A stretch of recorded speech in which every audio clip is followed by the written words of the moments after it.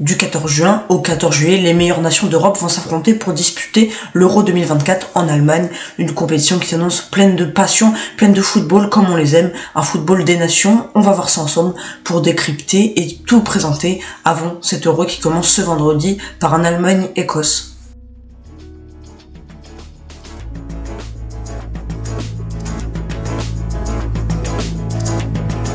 Salut les amis, super content de vous retrouver pour parler de ce championnat d'Europe qui va commencer ce vendredi soir comme je vous l'ai dit. Allemagne-Écosse pour démarrer, c'est super, on aura un super samedi également, on va suivre ça ensemble et pour cela, petite vidéo pour présenter les infos à suivre, groupe par groupe, on va voir qui devrait sortir de chaque groupe, les favoris, mais aussi les outsiders les amis, et si quelques joueurs à suivre. Avant que ça commence, vous avez l'habitude, n'hésitez pas à vous abonner à la chaîne simplement pour soutenir. On approche et on a passé les 200 abonnés.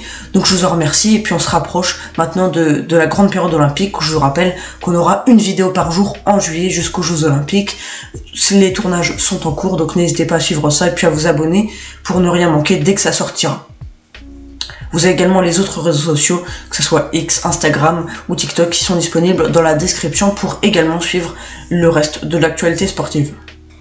Pour commencer, on va commencer groupe par groupe, s'attarder groupe par groupe, équipe par équipe, pour voir les favoris de l'Euro, les outsiders et puis les équipes qui vont tenter de jouer leur chance au maximum. Et pour commencer, on va forcément commencer par le groupe A et celui de l'Allemagne, le pays hôte. L'Allemagne qui va disputer sa 14e participation à l'Euro et qui a été titrée par 3 fois la dernière fois en 1996. Sa dernière participation date forcément du dernier Euro et dans cette équipe pleine de qualité autour de 2 diamants que sont Jamal Musiala et Florian Wirtz, l'Allemagne va tenter d'aller le plus loin possible pour tenter une conquête extraordinaire dans cet Euro à domicile.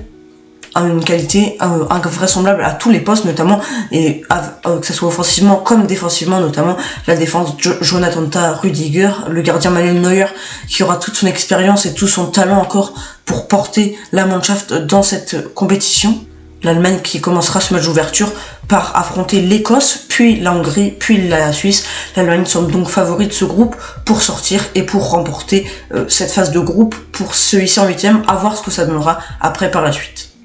Du côté de l'Écosse, une carte à jouer là également aussi, avec notamment McTominay, McGregor et également André Robertson, le capitaine, pour l'équipe d'Écosse, qui aussi auront une peut-être carte à jouer pour leur 4e participation, eux qui en 2021 avaient fini dernier de leur groupe à l'Euro. L'Écosse va donc tenter de jouer sa chance au maximum. On se rappelle notamment, il y a un peu plus d'un an de cela, leur victoire 2-0 le 28 mars 2023 face à la Jura, une victoire aboutie de plein fouet et qui avait permis donc de se trouver avec plein de solutions, une belle équipe qui avait été bien rodée ce jour-là. On espère pour eux donc que ils seront capables de remettre ça dans cet Euro.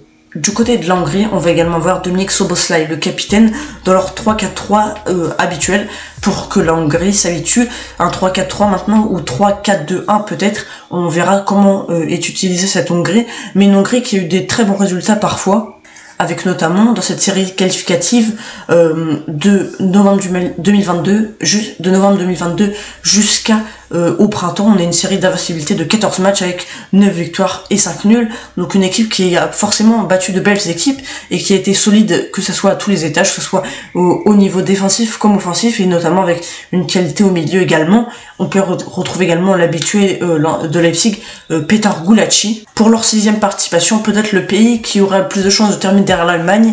Bien sûr, rien n'est fait, mais on parle sur le papier, avec notamment son capitaine expérimenté Granit Xhaka pour la Suisse, qui devrait évoluer également sous son 3-4-3 habituel avec sa défense Rodriguez, Akanji et Schär. Et on se rappelle notamment que cette équipe a quand même pas mal d'expérience, que ce soit par Sommer, Akanji, Granit Xhaka, le capitaine qui lui aussi espère avec sa belle saison à Leverkusen porter une nouvelle fois porter cette équipe de Suisse pour aller chercher un 8e, un quart, pourquoi pas.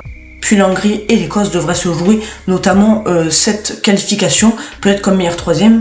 Il faut noter que la Suisse a également un meilleur avantage du calendrier. En battant la Hongrie puis l'Écosse, ils commenceront par ces 2 matchs, ils finiront seulement par l'Allemagne à la fin.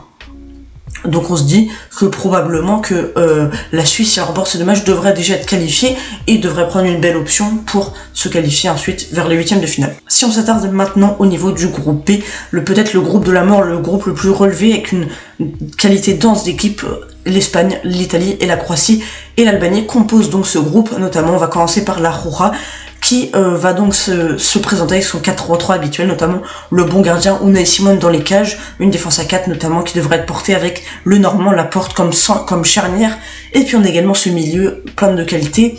À voir qui sera titulaire, mais on aura pour sûr le capitaine Rodri comme sentinelle, la véritable tour de contrôle de ce milieu de terrain et de cette équipe.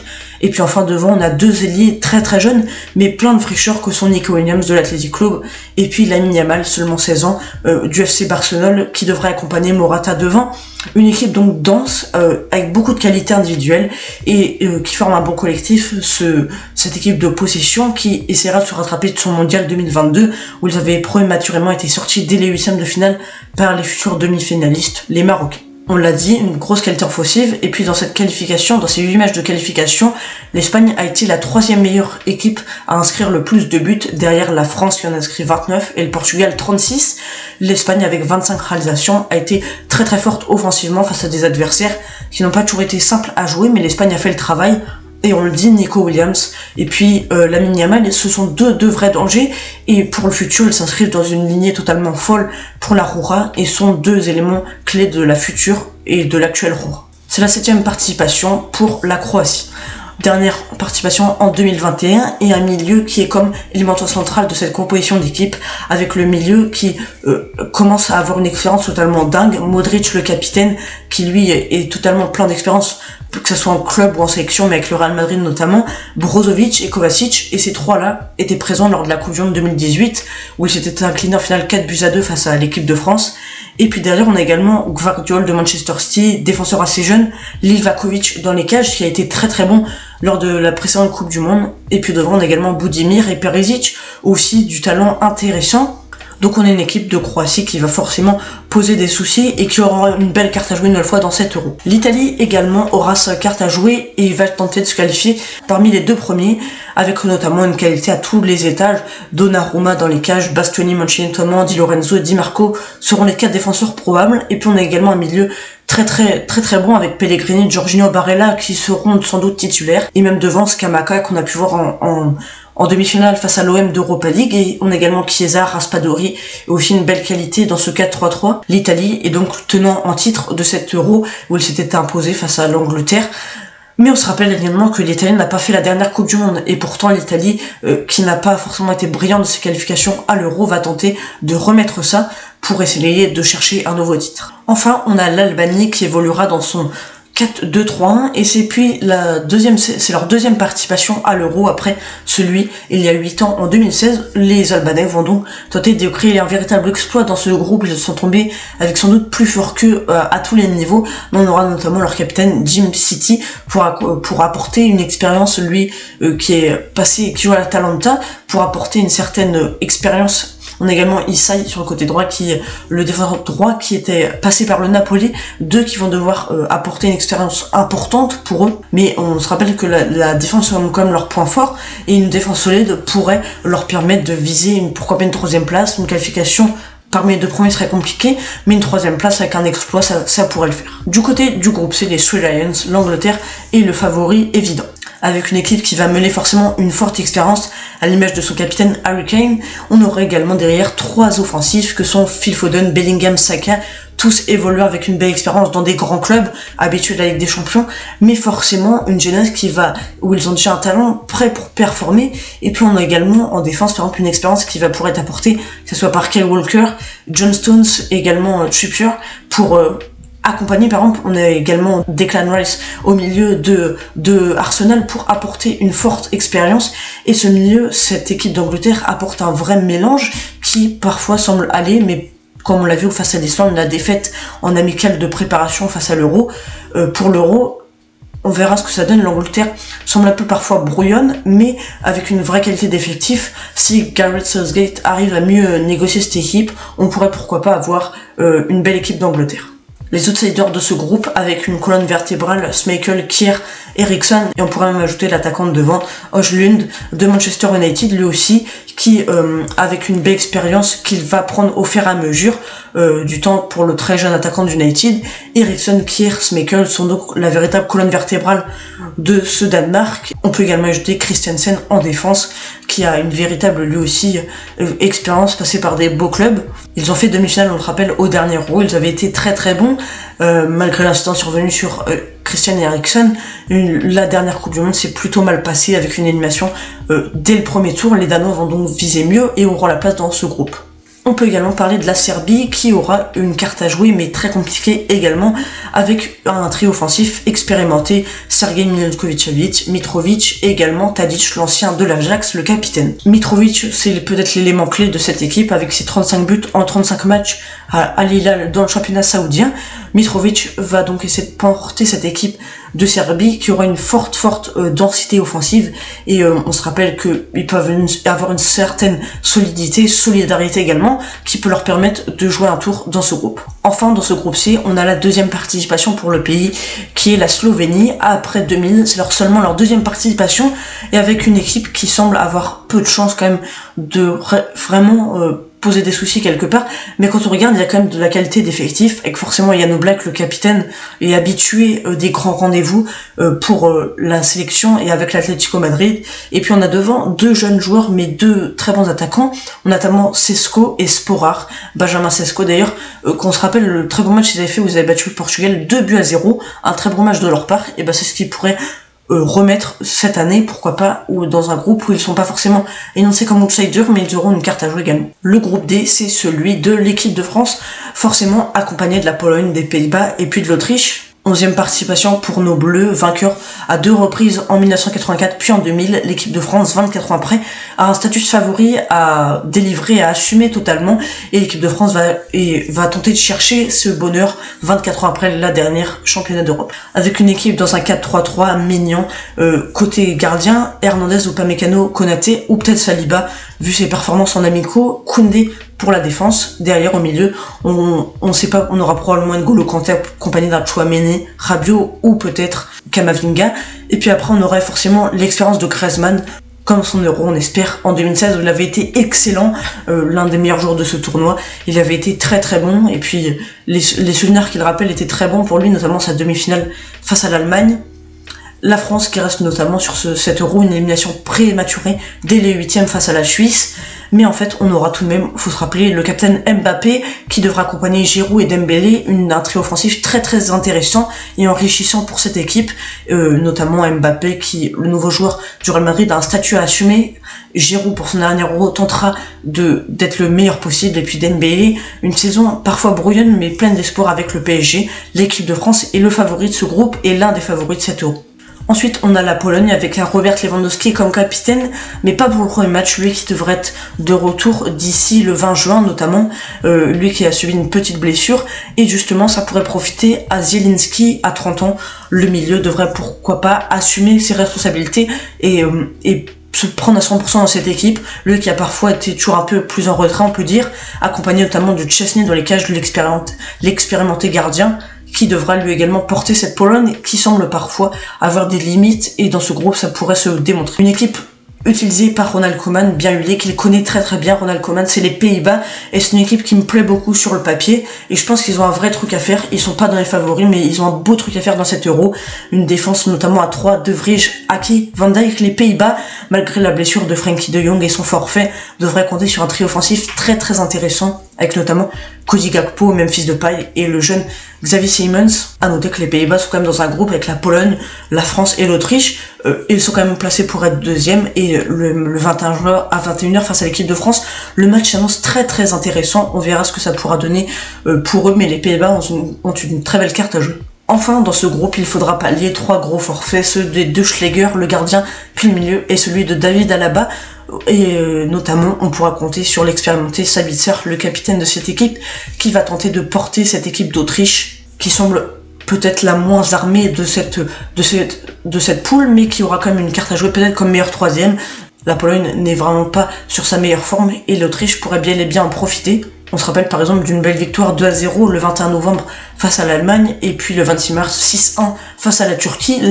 L'Autriche est capable offensivement d'être très très bonne, mais également de s'appuyer sur un secteur défensif très bon et régulier. On passe à présent au groupe E et comme favori, on aura les Diables Rouges de la Belgique avec son capitaine Romelu Lukaku qui va tenter de porter les siens en finissant par exemple parmi les meilleurs buteurs. Et puis derrière lui, on va avoir Kevin De Bruyne dans un système qui sera probablement celui du 4-2-3-1 choisi pour aligner les Belges, avec notamment Kevin De Bruyne, comme on l'a dit, qui a subi une blessure cette saison, mais qui est bienvenu, plutôt bienvenu, et qui va pouvoir faire parler sa qualité de passe évidente dans cet Euro. La Belgique jouera son calendrier en commençant par la Slovaquie, puis affrontera la Roumanie et enfin l'Ukraine. Les Diables Rouges semblent-ils quand même au-dessus de ces trois nations et devraient rejoindre logiquement les huitièmes de finale avec pourquoi pas 3 matchs gagnés, 9 points ou peut-être 7, mais je les vois mal perdre quand même. Je les vois plutôt bien quand même remporter leurs 3 matchs. De son côté, la Slovaquie se présente pour la 3e fois au championnat d'Europe. La dernière fois, c'était lors du dernier Euro en 2021, et puis dans cette équipe on va avoir l'expérience du capitaine Milan Skriniar. Malgré un faible temps de jeu cette saison au Paris Saint-Germain, il reste le maître de cette équipe, le maître de cette sélection, et il a forcément un rôle de capitaine à jouer, mais un rôle sur le terrain par son impact défensif qu'il peut avoir et ses bons duels qu'il peut gagner parfois en contre 1. Et puis juste devant lui on aura aussi le milieu Lobotka, qui lui aussi avec son expérience étant passé par le Napoli également, où il devra peser dans ce jeu slovaque. Le schéma préférentiel est plutôt en 4-3-3 sur lequel il va être plutôt vertical, ce 4-3-3, et du coup c'est ce qu'on pourrait retrouver c'est ce qu'on pourra retrouver aligné dans ce championnat d'Europe pour une Slovaquie donc pour laquelle cette poule sera compliquée mais pas inabordable. Pour les Roumains, la participation date de 2016, l'Euro en France, où ils s'étaient notamment inclinés sur un but de Payet, on se rappelle. Et puis leur capitaine, Stanciu, grand capitaine de cette sélection, qui aura un rôle fort à faire pour porter les Roumains et la Roumanie dans cet Euro. Et notamment, on peut parler de son expérience qu'il peut avoir dans la sélection.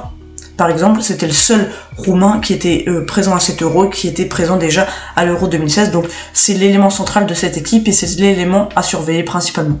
Enfin, pour terminer ce groupe E, on a l'équipe d'Ukraine qui va tenter, comme en précédent Euro, de faire jusqu'en quart de finale. On se rappelle, ils avaient été sortis lourdement 4-0 par l'Angleterre, mais ils avaient fait quand même un bel Euro en passant les poules puis les huitièmes de finale, avec notamment Mudryk, quand il y aura Yaremchuk également, 2 joueurs intéressants du secteur offensif, et puis au milieu on aura forcément Stepanenko, le capitaine, accompagné de Zinchenko, une base sur laquelle s'appuie l'Ukraine, qui pourrait l'emmener loin dans cet Euro. On espère pour eux voir encore de belles surprises comme on l'avait découvert lors du précédent Euro pour eux.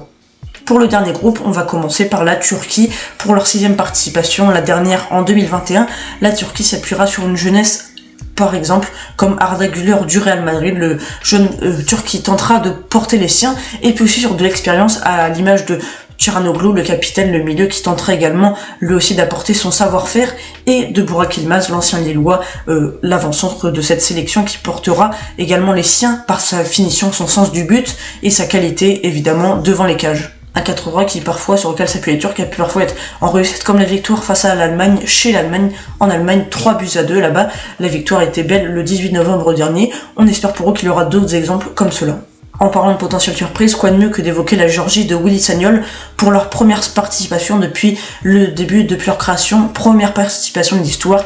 La Géorgie est en train de bousculer les hiérarchies et de chambouler totalement, absolument, le sens que devrait prendre ce groupe sur le papier, avec notamment un duo offensif, Kvaratskhelia et Mikotadze, pour lequel le Géorgien, on ne connaît pas encore sa destination finale pour Georges Mikotadze, probablement en Ligue 1, mais cette équipe s'appuiera sur ces 2 offensifs pour forcément aller de l'avant et pour tenter un véritable exploit, en affrontant notamment le Portugal. Titré en 2016, le Portugal, pour sa 9e participation à l'Euro, va s'appuyer sur une densité totalement folle, une équipe très très complète à tous les postes, avec notamment une défense Cancelo, Ruben Dias, Inacio ou Antonio Silva, et également à droite Diogo Dalot, un milieu avec une qualité à l'exemple de Vitinha, puis un secteur offensif très très riche. On peut citer des Joao Félix, des Cristiano Ronaldo, des Bernardo Silva, des Rafael Leao, c'est très très complet devant. Et puis le Portugal de Martinez a été séduisant en qualification, avec notamment une belle réussite devant, et puis une défense qui a été très solide. Meilleure attaque de ces qualifications, le Portugal aura fort à faire et est un client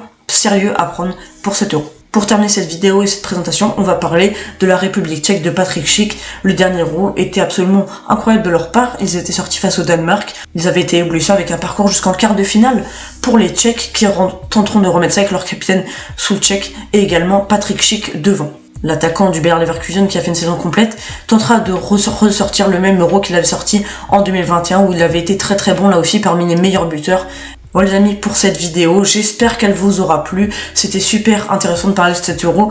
Je suis très pressé que ça commence. Moi, de votre côté, n'hésitez pas à me dire ce que vous en avez pensé. Et puis, n'hésitez pas à me dire dans les commentaires si vous voyez la France gagner cet Euro ou un autre vainqueur, évidemment. N'hésitez pas à vous abonner également. C'est un véritable rush avec les JO en ligne de mire. Les vidéos ont un peu diminué, mais c'est ce que je travaille beaucoup également pour les JO. Une vidéo par jour, je vous rappelle, à partir de juillet jusqu'à la cérémonie d'ouverture des Jeux Olympiques. Ça sera dingue. Donc, n'hésitez pas à vous abonner pour ça, à liker cette vidéo pour le référencement.